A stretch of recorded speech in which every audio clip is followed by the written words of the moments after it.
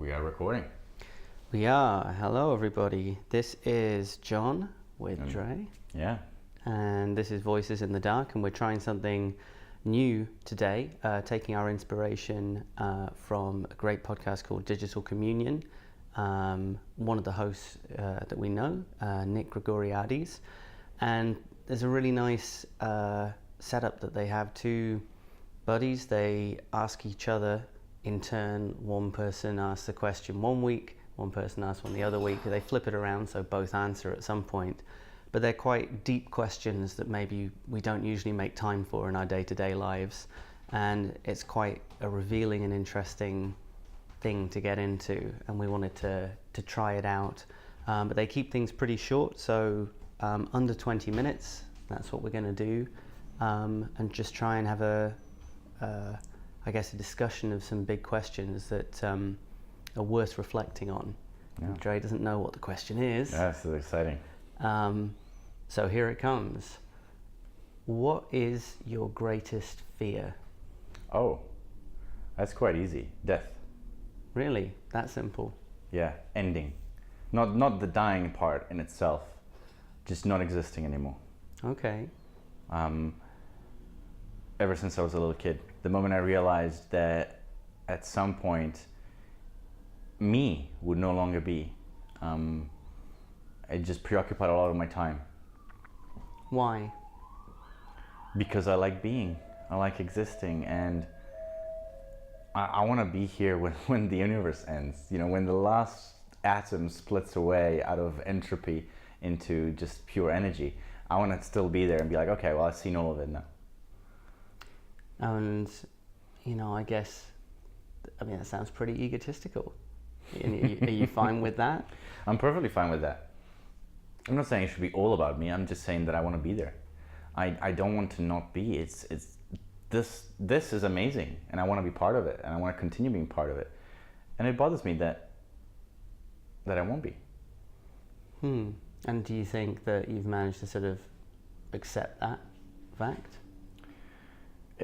My particular relationship with this fear changes throughout time. So one of the major reasons I wanted to have a biotech company was to defeat aging and death. I thought biological aging is not a given. It is an accident of evolution. It makes sense because it allows for faster iterations between generations, and it means that you can adapt more quickly. If you have organisms that are 1,000 years old, their genes sort of dilute the ability to change. And that's been very necessary for life to be able to get as complex as human beings. But we are human beings. We can evolve outside of the DNA. We can evolve in ideas. We can use transcendence to become machines if we want to. We're not bound by the sort of universal biological contract of having to evolve within the constraints of normal evolution. Okay. I guess when obviously this is a theme that's been explored in a lot of kinds of fiction, it tends to be that what comes out the end of the author's imagination is that you get very old and kind of get tired because what you see is the same patterns playing out over and over again without very much development, that people are still going to wars, still freaking out about the same things, still. But that's fine. I don't think that's a problem. I think that the interesting part of life isn't necessarily whether or not you're going to be doing things that are massively different from now. I still enjoy having the same dishes to eat that I've had millions of times before because I like them, and each time they're a little bit different. And it's okay for them sometimes to taste exactly the same as they used to. It doesn't make them boring, at least not to me. Is that just food? Food, people. I've met people that reminded me of other people before, or did things in a predictable manner. It was still interesting to interact with them. Just like with the number of musical sort of songs or symphonies you can make out of 12 notes is staggering, right? There's the same 12 notes. You're not going to get any new notes in the future. It's like, sure, but the music will be slightly different. I think it's more than 12. It's 12 main ones. Okay. Plus the semitones.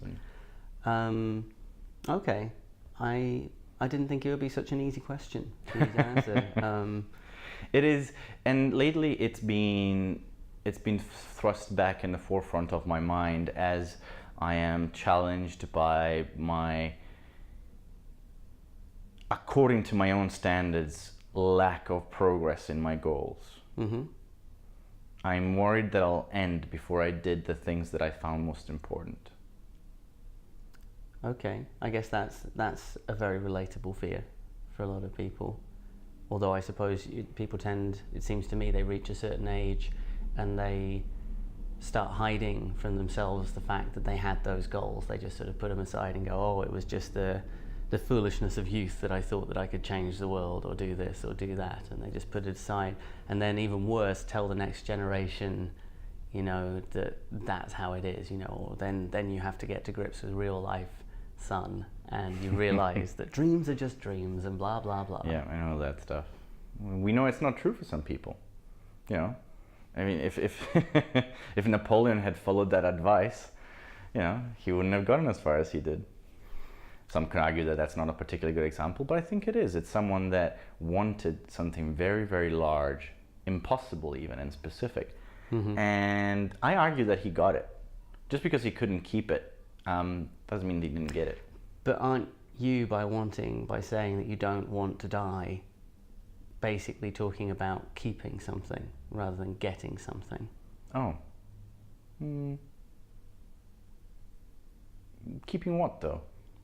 Well, I don't know, because the possibility of getting something that you want and knowing that, like Napoleon or others, that it's probably just going to slip away, or definitely is going to slip away. But that's also fine. Like, I'm not attached to the narrative staying consistent, mm-hmm. or some perfect way of being where I'll be happy.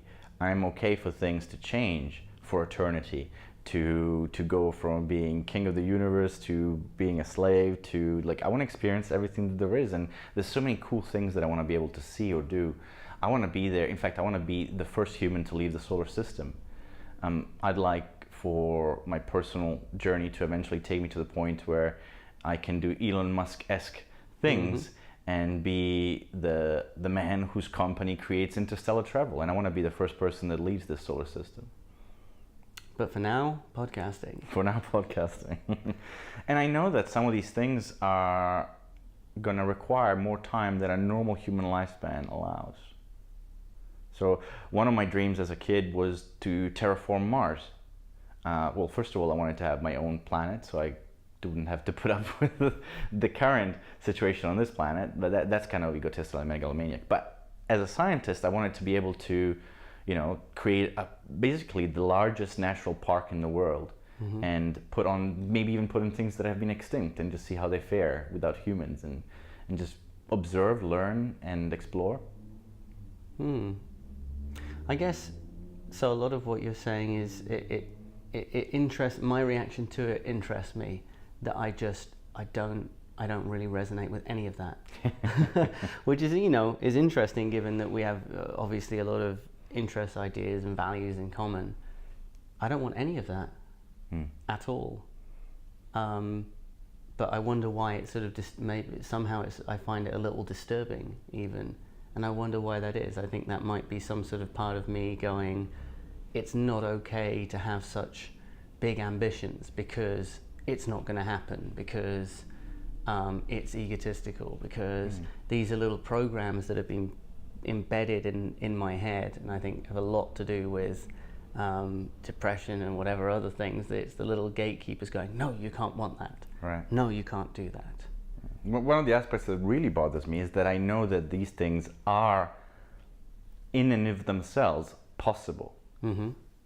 What frightens me is that they might not be possible to me, and that really bothers me, the idea that I might be, 20 years out from that discovery, from that capability of doing that thing, and that there will be human beings that last forever, but it won't be me. I'll fade away into nothingness like every other human being before. When you're not okay, seems clear with the idea that if you die, but you turn into some other kind of energy, some other sort of thing. You just want to be the you that you are now. This is where sort of most spiritual people and I differ. People think that your consciousness or kind of internal essence of who you are is part of that life cycle of your energy going somewhere else. But I think it's the other way around. I think what most people think of the spiritual, so the mind and your essence, your personality, who you are, that goes, it's gone. At your death, it never happens again. It was a little spark that only happened once in history, it'll never happen again. It is your physical matter that goes into the energy of something else. And I don't find it particularly inspiring to know that my atoms will go into other creatures. It's interesting. But not inspiring. No. It's just a consequence of a universe with atoms. My bits will be reutilized by other things. Also, at some point, my bits will go into a black hole at the center of this particular galaxy after it dies, and they'll probably stay there until the end of time. Once again, everything's connected and all energy is in touch with each other and so on, but it doesn't mean what you think it does. At least not to me. Interesting. Okay. So I guess now I have to answer the question. What is your greatest fear? Well, and this I see happens when they do this on Digital Communion. The person who asked the question then realizes that they haven't really thought what their answer is. I don't know. I think that what tends to haunt me the most is the idea, maybe this relates to what I was just saying, is the idea that I'm really self-deluded. That my sense of self, the sense of my abilities or of my personality or whatever are wrong. And that it's kind of dangerous to believe very strongly that I can do anything or be any particular thing or be successful, all these things, because it may just be not true, not possible. And it seems to be more horrifying to me to have that moment of realization that it's all bullshit and that all the bullies and critics and so on were in fact right to say, no, you suck, you're shit, you can't do any of this stuff, than it is to just sort of not, it's more terrifying to have the idea of that moment than to try and get into a strong situation of belief in things that I can do. Right. I've mentioned this to you before. I haven't seen this film, but I was told about this film about this I think French woman who thinks she's supported by her friends and family, have plenty of money. She wants to be an opera singer or maybe not an opera singer. Yes. She sings. She's a singer on the stage, and she's actually really, really bad, but she doesn't know because her friends and family have protected her from the knowledge. They've set up all the audiences and so on. And then in this film, it's revealed to her at some point, her reality is shattered, that she's not good. And that terrifies me. See, but that didn't mean that she could never have been good. She didn't become a good opera singer because they sheltered her from her lack of talent, and so she didn't do the right things to overcome that. My personal view over what's possible or impossible is that in this particular universe, as far as I can tell from the physical laws around it, unless you break the laws of the laws of thermodynamics and entropy, virtually almost everything is possible. You could technically become the president of the United States. Now, it's extremely unlikely, but there is several possible ways that could happen. It can happen. In fact, in a multiverse where everything is happening at once and all the possibilities are going, technically speaking, there's an infinite number of ways in which your particular goals will be achieved, and also an infinite number of ways in which they won't be achieved. The trick is knowing to pick a path that leads you there. Yeah, that sort of thinking is, I think for a lot of people, they find that very inspiring. I find it I'm just like, yeah, that's not true. Or at least I can accept that it's true in a hypothetical way, but it's not going to happen. But then that's a very self-defeating kind of thing. I guess it's typical that this sort of, the kind of reaction that I'm describing here at myself is a kind that I really don't like seeing in other people, which is the self-defeating, well, it's not even worth trying, is it? but I have a very strong sort of streak of that in my mind, that the safest way to avoid the possibility of not being able to do something, not being able to pull it off, of not being able to make a good impression at a party or whatever, is to not go. It's because then I am in control of the outcome, which is that nothing happens, but at least I'm in control. Control is an illusion, always. You're in control of what? It's also relative. You're in control, you've controlled the situation, but you haven't controlled your future overall. Like it's No. I mean, this is why it's the whole fear the mind killer. Because I think where does that come from? Is that like a Terence McKenna thing, or? Maybe. I've heard it before, so. And I think I really connected with that phrase when I first heard it, and it's really stuck in my head, even if I don't remember where it came from. And that is, I think, why, this is my sort of the deepest fear, is some sort of elements of this, which is, I guess, to accept my inability to control things, but not in the broad sense. I don't expect to be able to control the world around me or other things, but to have such a lack of control that it seems like I'm unable to shape my circumstances at all, to just be the pawn of other people, freaks me out. And I think that, a part of that then ties in directly to what am I willing to risk to pursue something that's important to me. I don't know.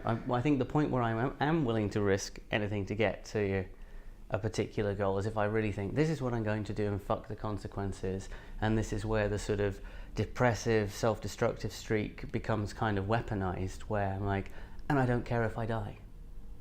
And of course that sounds really extreme to a lot of people, but I mean it when I say it. I genuinely don't care. I believe you. And it's also another attempt to regain control. It's the same as not going to the party. You are taking charge of the one thing you have in control, which is your ability to opt out of the universe.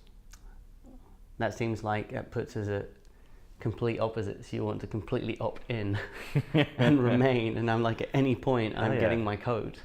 I've left specific instructions with all my family members that even if I have the most horrible accident and the doctors are telling them that I'm in super pain but I can't communicate, I'm in locked-in syndrome, they're not allowed to take me out. So you're going to just be a burden on the state. That's what you're telling me. Burden on the state, and in constant health for as long as I can claw my way into this life. For as long as for every minute I can have here, because there's the whole infinite after time to be dead, as far as I'm concerned. I have infinity to be dead. I might as well live every second I can. Although we don't know what death is actually like. Well, we got a fair good idea. Best as I can describe it is, after you're gone, it'll be the same as before you were born. What was that like? Fine. Well, fine for everybody else, but as far as you're concerned, it was nothing. Yeah, which is well, I mean, I think nothing is fine because it can't be anything, and fine is just sort of neutral. I think fine is better than nothing. Fine is it implies an observer. In the absence of an observer, you can't have anywhere that has a quality to it. Okay, but if it's simply neutral, then if it's nothing in that sort of neutrality thing, why is that bad? It's not bad in the big scheme of things, but if you enjoy life, then it's bad because you're not there to enjoy it. It's funny that you and I think other people who might hold this view, like, of course, cling to life and so on. And I don't get it. If I see people like with terrible, like, their bodies are contorted, they're clearly in a lot of pain, they've got terrible injuries, and they're still just going on. I don't know why they're doing it, like this clinging to life thing, because it's not as far as I know, I haven't discovered it yet. It's not something in me. I don't think. I haven't been horribly injured and had to face that. And yet that clinging to life instinct obviously is fundamental for a lot of people. But yeah, it's interesting for me to be, I hear what you're saying, and I know that it's not, I know because I hear about it that this makes sense. It's not, totally uncommon. But I'm just kind of looking going, well, but why? But why? It's a purely logical exercise for me in the sense that I can't enjoy the relief of death, because when you're dead, you can't enjoy it. You're gone. There's nothing. So what is the difference in postponing it? Well, I guess the question then is, are you happy now? But I think that's a question for another discussion. That's our 20 minutes. So we've got But 20 yeah, minutes. That's it. Yeah. It feels a lot shorter. Yeah. Interesting though. Yeah, to dive in, and interesting to find such, I guess, different perspectives.